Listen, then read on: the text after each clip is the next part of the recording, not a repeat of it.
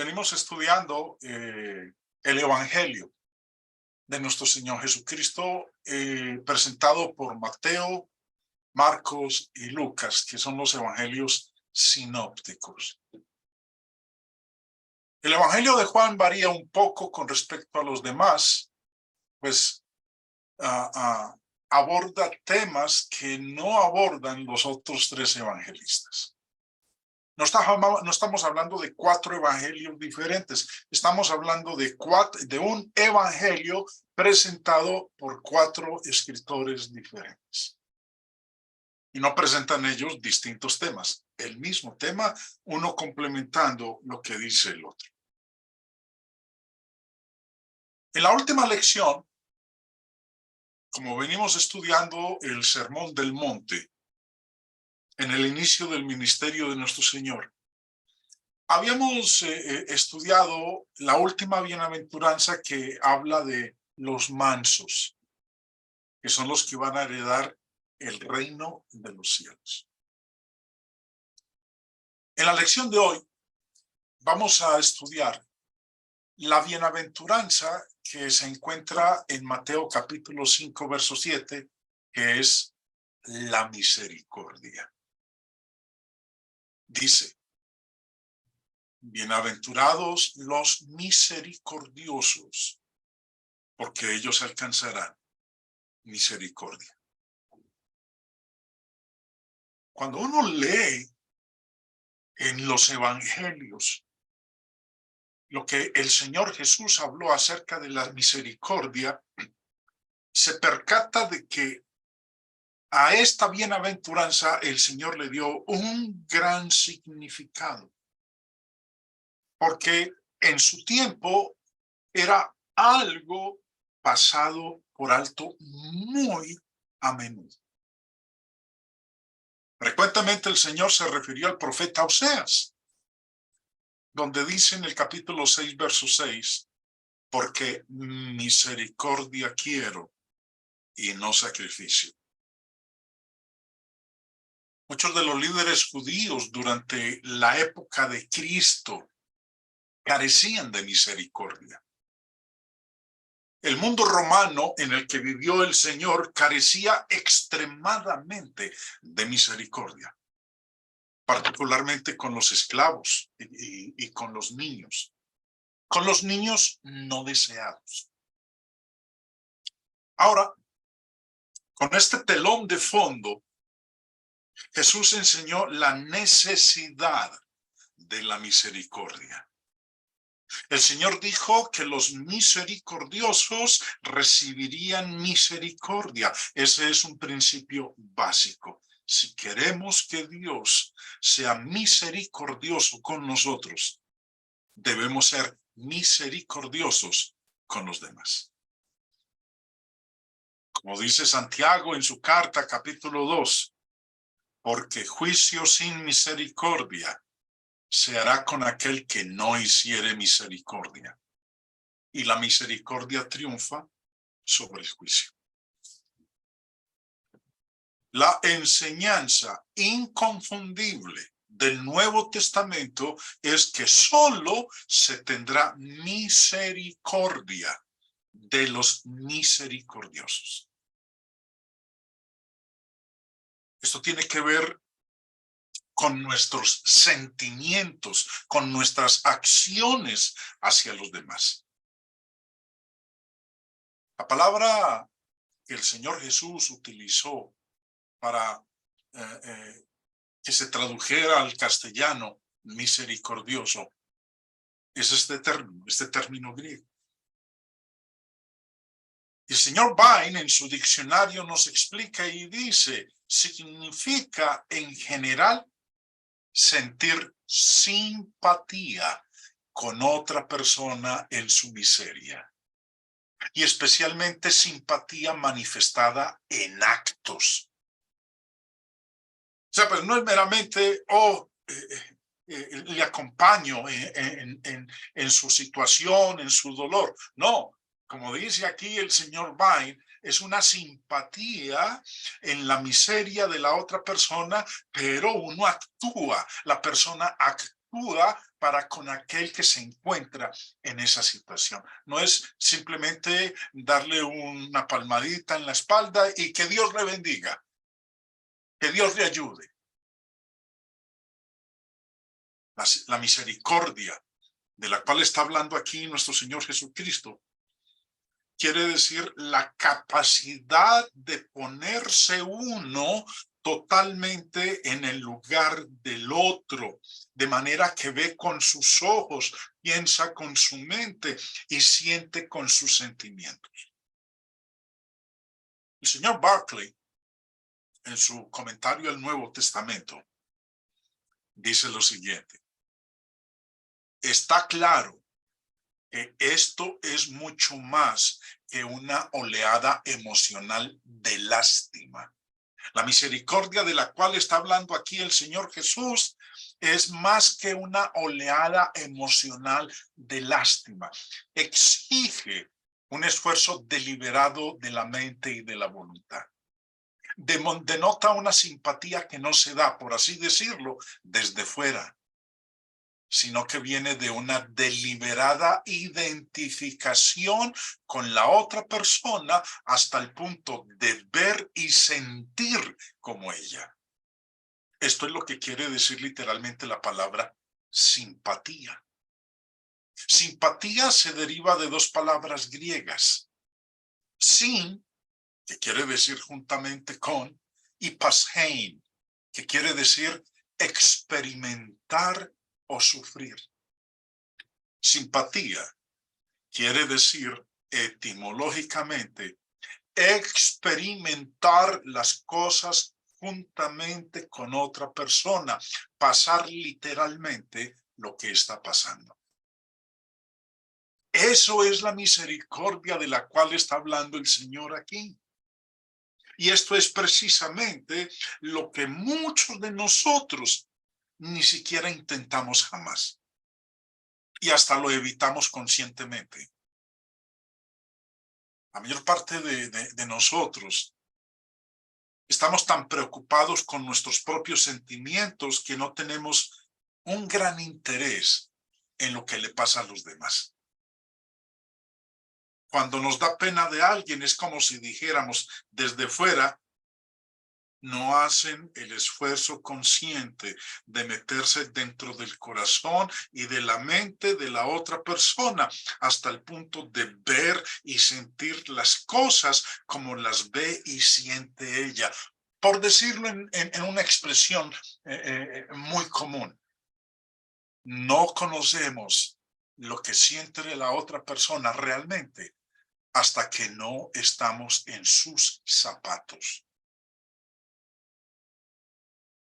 Es hacernos idénticos con la otra persona. Hay un principio en la Biblia que olvidamos muchas veces: que siempre hay una razón para que una persona piense y actúe de cierta manera. Y si conociéramos esa razón, nos sería mucho más fácil comprender y simpatizar y perdonar. El misericordioso del cual está hablando aquí nuestro Señor es alguien que quiere ayudar a los demás. La misericordia no es solamente una emoción, un sentimiento. El misericordioso es una persona de acción, hace algo por los demás. La misericordia es la compasión demostrada. La misericordia es la compasión en acción, en obras. Jesús, nuestro Señor, usó de misericordia. Él no le dio simplemente a las personas una palmadita en la espalda y les dijo: Dios les bendiga, órenle a Dios. No, la misericordia del Señor era una misericordia de acción, sanando y ayudando en varias formas. Por ejemplo, Mateo 9:13 dice: id pues y aprended lo que significa misericordia quiero y no sacrificio. Porque no he venido a llamar a justos, sino a pecadores, al arrepentimiento. Jesús usó de misericordia en este versículo con los pecadores. En el versículo 27 dice, pasando Jesús de allí, le siguieron dos ciegos, dando voces y diciendo, ten misericordia de nosotros, hijos de David. Y si usted sigue en la lectura, ante la petición de que Jesús, el hijo de David, tuviera misericordia de estos ciegos, ¿qué hizo el Señor? No les dijo, Dios les bendiga, y les dio una palmadita en la espalda. Los sanó, les restauró la vista. El misericordioso quiere ayudar a otros. La misericordia es la compasión en acción. Recordemos el caso de, nos lo menciona Mateo capítulo 15, de la hija de una mujer cananea que estaba gravemente atormentada por un espíritu inmundo. Esta mujer vino donde el Señor, dice el verso 22, y aquí una mujer cananea que había salido de aquella región clamaba diciéndole, Señor, hijo de David, ten misericordia de mí. Mi hija es gravemente atormentada por un demonio. Y el Señor no la dejó con las manos vacías. Sanó a su hija, porque el misericordioso siempre quiere ayudar a otros. El misericordioso se preocupa por los demás. Pero esa preocupación o esa misericordia por los demás es una misericordia que la hace de corazón, con alegría. Es importante tener en cuenta lo que Pablo dice aquí en Romanos 12:8, el que exhorta en la exhortación, el que reparte con liberalidad, el que preside con solicitud, el que hace misericordia. Preste atención a cómo termina el verso. El que hace misericordia con alegría. El misericordioso no solo quiere ayudar a otros, sino que se preocupa por los demás también. Pero esa misericordia no es una misericordia con queja, con lamento. Es una misericordia con alegría. Usted y yo somos salvos. ¿Por qué? Porque Dios estuvo dispuesto a salvarnos. ¿Y cómo nos salvó? A través de su misericordia. Dice en Tito 3:5, nos salvó, no por obras de justicia que nosotros hubiéramos hecho, sino por su misericordia. Esto es precisamente lo que hizo Dios. Vino al mundo, no presentándose como el Dios soberano, todopoderoso, un Dios distante, un Dios remoto, un Dios aislado, sino que vino como hombre. Se hizo igual a nosotros. Se hizo semejante a nosotros. Y el ejemplo supremo de misericordia es la venida de Dios al mundo en Jesucristo. La mayoría no sabemos de memoria el texto de oro de la Biblia, Juan 3:16. De tal manera amó Dios al mundo que ha dado a su Hijo unigénito para que todo aquel que en él cree no se pierda, mas tenga vida eterna. ¿Quién de nosotros merece la salvación? Nadie. Si únicamente Dios nos hubiera dado justicia, hubiera hecho uso de la justicia divina, habríamos muerto en los pecados. Pero optó más bien salvarnos por su misericordia. Y si Dios está deseando tener tan grande misericordia con nosotros, deberíamos ser capaces de mostrar misericordia a los demás. Para ser como Dios y tener sus bendiciones, necesitamos ser misericordiosos. Debemos serlo para recibir misericordia. ¿Cuál es la recompensa que Dios tiene para el misericordioso? Bueno, ahí mismo lo dice en el verso 7. El misericordioso alcanzará misericordia. El misericordioso imita a Dios, porque Dios quiere perdonar. Hay un personaje mencionado en la segunda carta que el apóstol Pablo le escribió a Timoteo. Y ese personaje se llama Onesíforo. Y dice de él en el verso 18, concédale el Señor que halle misericordia cerca del Señor en aquel día. Eso mismo es lo que todos vamos a necesitar en aquel día. Misericordia. ¿Y quiénes son los que van a hallar misericordia en ese día? Los misericordiosos. Recordemos, y quédese eso bien grabado en la mente de cada uno. Vamos a ser salvos no por obras de justicia que nosotros hayamos hecho, no por haber estado en todas las reuniones sin haber faltado a ninguna, no por haber estado ofrendado siempre y no faltar con nuestro aporte a la obra de Dios, no por haber llegado a tiempo a cada reunión, no por habernos aprendido de memoria la Biblia, sino por misericordia. Después de esta bienaventuranza, el Señor habló en el verso 8 de los de limpio corazón. Dice el pasaje, bienaventurados los de limpio corazón, porque ellos verán a Dios. Ser de limpio corazón es tener una mente sencilla.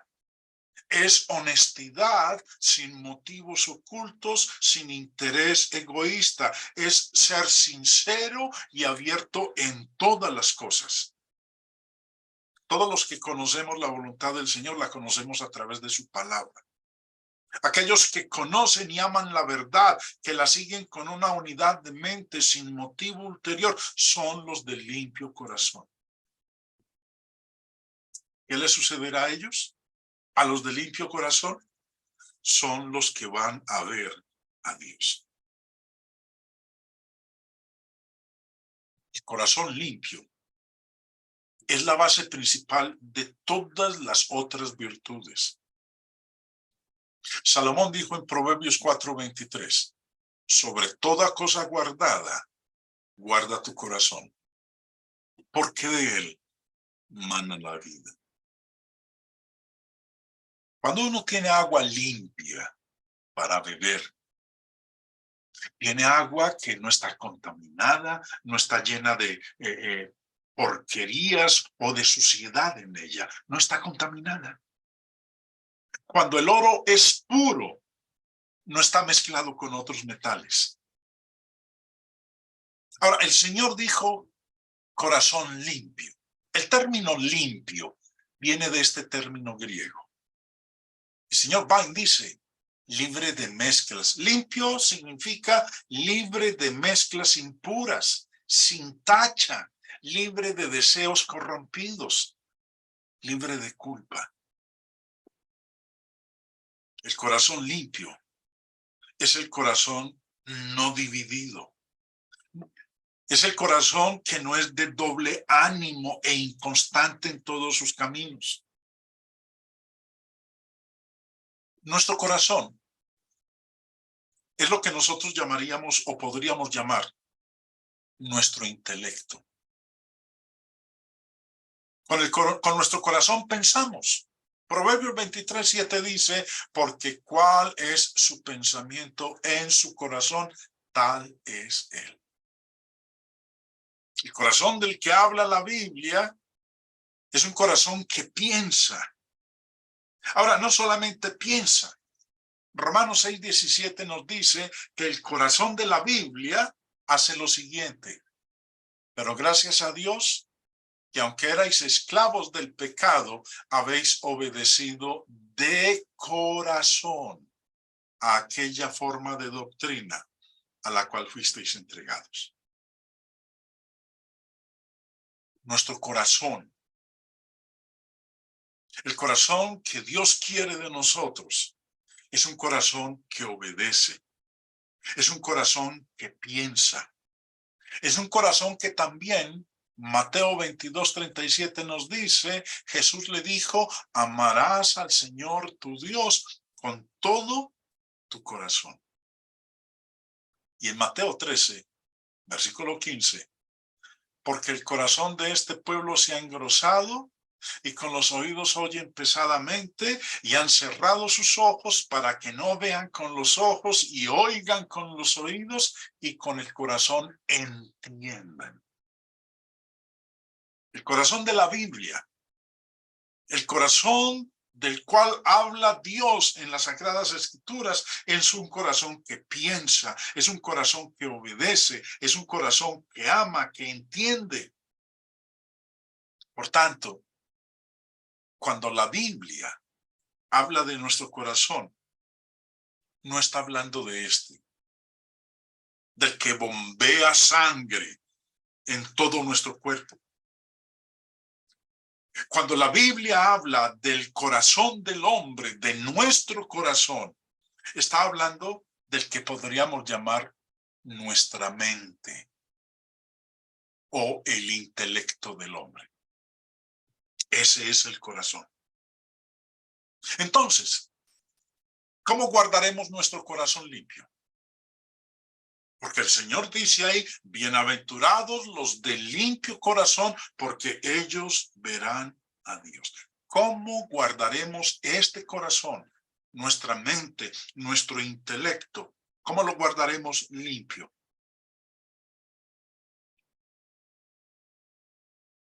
Miremos este contraste de cómo era la situación en el primer siglo y cómo los judíos andaban más preocupados por la purificación externa, por la purificación ceremonial, que por lo interior. Lo más importante para los judíos en el primer siglo era la limpieza externa, la purificación ceremonial y la moralidad externa. Jesús les dijo a ellos en Mateo 15:2. O más bien le hicieron la pregunta al Señor, ¿por qué tus discípulos quebrantan la tradición de los ancianos? ¿Porque no se lavan las manos cuando comen pan? Y el Señor luego les dice a ellos, no voy a colocar ese versículo aquí en la pantalla, pero sí se los voy a decir. Y fue que el Señor les dijo que el corazón de estos judíos estaba muy lejos de Él. Y luego les enseña que lo importante no es lavarse las manos, que lo importante es lo siguiente, verso 18. Lo que sale de la boca, del corazón sale. Y esto contamina al hombre. Porque del corazón salen los malos pensamientos, los homicidios, los adulterios, las fornicaciones, los hurtos, los falsos testimonios, las blasfemias. ¿De dónde salen? Del corazón, del intelecto del hombre. Estas cosas son las que contaminan al hombre, pero el comer con las manos sin lavar no contamina al hombre. Vemos entonces que la preocupación de estos judíos era lo externo. Criticaron a los discípulos que porque no se lavaban cuando iban a comer. Andaban tremendamente preocupados con lo externo, con lo ceremonial, pero con lo más importante, que era el corazón limpio, no el cuerpo externo, sino la mente, el intelecto. Ellos no le prestaban atención a eso. Se preocupaban por limpiarlo de afuera. En Mateo 23 les dice, empezando en el verso 25, ay de vosotros, escribas y fariseos, hipócritas, porque limpiáis lo de fuera del vaso y del plato, pero por dentro estáis llenos de robo y de injusticia. Fariseo ciego, limpia primero lo de dentro del vaso y del plato, para que también lo de fuera sea limpio. Hay de vosotros, escribas y fariseos hipócritas, porque sois semejantes a sepulcros blanqueados, que por fuera a la verdad se muestran hermosos, mas por dentro están llenos de huesos de muertos y de toda inmundicia. Así también vosotros por fuera, a la verdad, os mostráis justos a los hombres, pero por dentro estáis llenos de hipocresía e iniquidad. Limpiaban lo de afuera. Jesús fue claro al decirles, limpiáis lo de fuera del vaso, limpia primero lo de dentro del vaso y del plato. Descuidaban lo más importante de la ley, la justicia, la misericordia y la fe. Ellos pensaban que si cumplían con los actos externos, eran fieles, aunque tuvieran odio y malicia en sus corazones. ¿Qué le va a suceder a los de limpio corazón? El Señor dice, verán a Dios. En tiempos antiguos, era un honor grandísimo entrar en la presencia del rey para ver.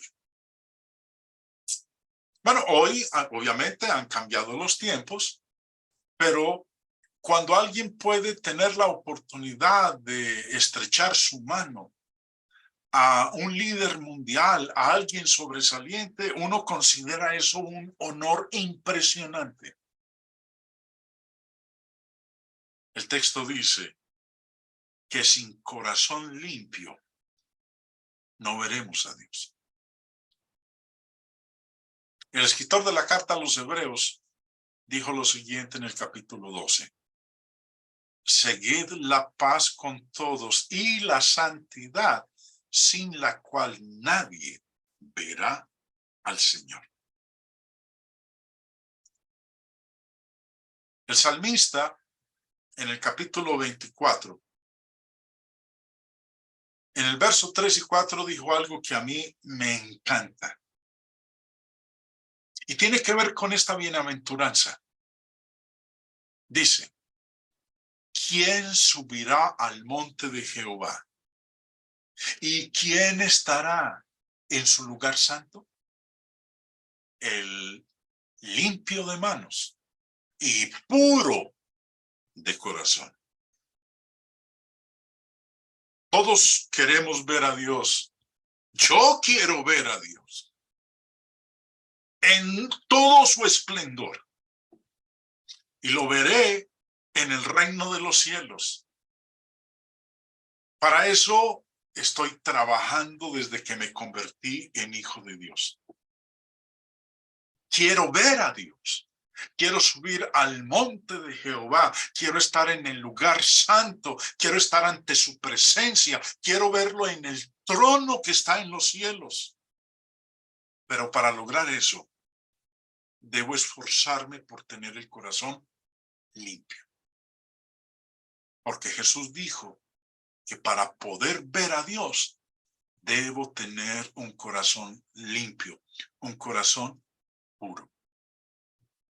Y los invito, hermanos, a que en ese plan y gran objetivo que todos tenemos, nos esforcemos por el corazón que Dios quiere de nosotros.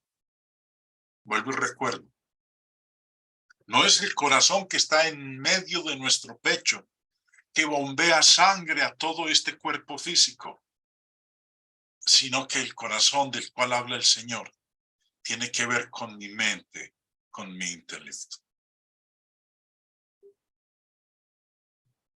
Faltan otras dos bienaventuranzas en lo que el Señor ha expuesto en el Sermón del Monte. Los invito para la próxima clase, mis queridos hermanos.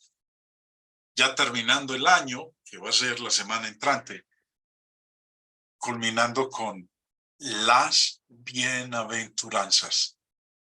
Y luego vamos a continuar con lo que el Señor siguió enseñando en el Sermón del Monte.